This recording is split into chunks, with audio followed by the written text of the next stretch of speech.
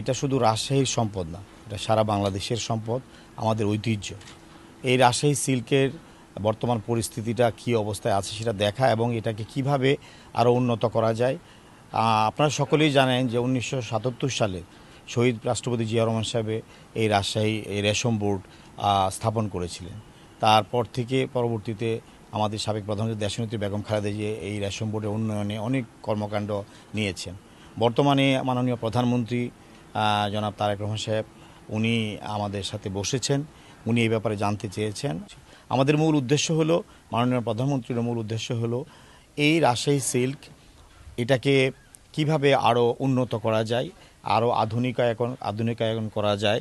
এখানের গবেষণার মাধ্যমে এই যে পলু চাষ, পলু পোকা বা তুঁত গাছ এগুলো ডেভেলপ করা, রেশমের যে সুতা হয় সেই সুতার মানে মান আরও উন্নত করা যায়।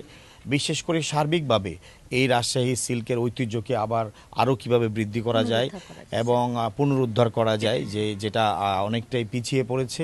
এ ব্যাপারে আমাদের যা যা করণীয় দরকার এই ব্যাপারে আমরা সচক্ষে দেখা এবং এই ব্যাপারে কার্যকরী পদক্ষেপ নেওয়ার জন্য আজকে এখানে আসা। এই যে বন্ধ বা এই যে পিছিয়ে পড়া, এটা আমি আগেও বলেছি, এই কারণে আমাদের আসা। আমরা দেখছি এখানে কি করা যায়, কি পদক্ষেপ নেওয়া প্রয়োজন, সার্বিকভাবে দেখে আমরা আমাদের মন্ত্রণালয়ে বসে মাননীয় প্রধানমন্ত্রীর সাথে পরামর্শ করে আমরা কিভাবে এই ফ্যাক্টরিগুলোকে চালু করা যায় সেটা আমরা নিজেরা করি অথবা ইনভেস্টর আনি, বাইরের ইনভেস্টর আনি, সে ব্যাপারেও আমাদের পদক্ষেপ নেওয়ার চিন্তাভাবনা আছে। পাশাপাশি এখানে যারা স্টেক হোল্ডার যারা আছেন, বিশেষ করে সিল্কের যারা বিভিন্ন ইন্ডাস্ট্রি করেছেন, ব্যবসা করছেন, ওনাদের সাথেও আমরা কথা বলবো, ওনাদেরও কী সুবিধা অসুবিধা আছে সেগুলো আমরা জানবো। এবং শুধু তাই নয়, ওনাদের এই প্রোডাক্টটা যাতে বাইরে রফতানি হয় সে ব্যাপারেও আমরা বিদেশে বিভিন্ন দেশে, চায়না, আমাদের জাপান সহ বিভিন্ন দেশে আমরা সোর্সিং করছি। কাস্টমারও আমরা চেষ্টা করছি যে ওনাদের সাথে ট্যাগ করে দেওয়ার জন্য। আমরা সরকার তো আর ব্যবসা করি না, আমরা আমাদের এই যে স্টেক হোল্ডার তাদেরকে কীভাবে সহযোগিতা করা যায় এ ব্যাপারে আমাদেরও চিন্তাভাবনা আছে। আমাদের পরিকল্পনা গ্রহণ করার জন্যই ফিল্ডে আসা।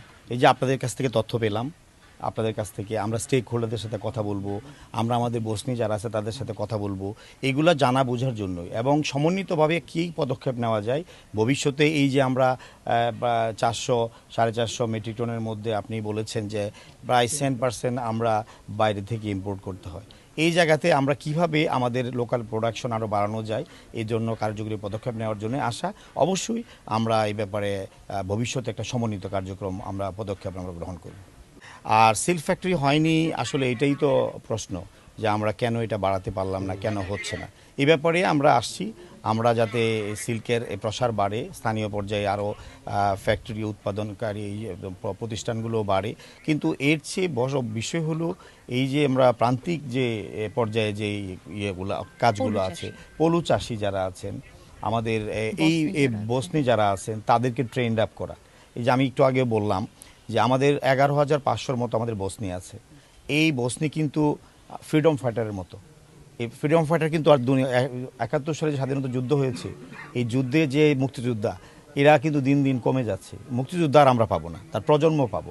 বসনি কিন্তু আমাদের লিমিটেড। এই বসনি যদি চলে যায়, এই বসনির পরবর্তী জেনারেশন আমাদের তৈরি করতে হবে ট্রেন্ড আপ করে, না হলে কিন্তু আমরা এই ঐতিহ্য আরও হারিয়ে যাবে। এই কারণে আমাদের কি পদক্ষেপ নেওয়া যায় এই জন্য আসা এবং আপনারা ধৈর্য ধরেন, ইনশাল্লাহ আমরা কার্যকর পদক্ষেপ নিব আমাদের এই রেশম শিল্পকে বাঁচিয়ে রাখার জন্য।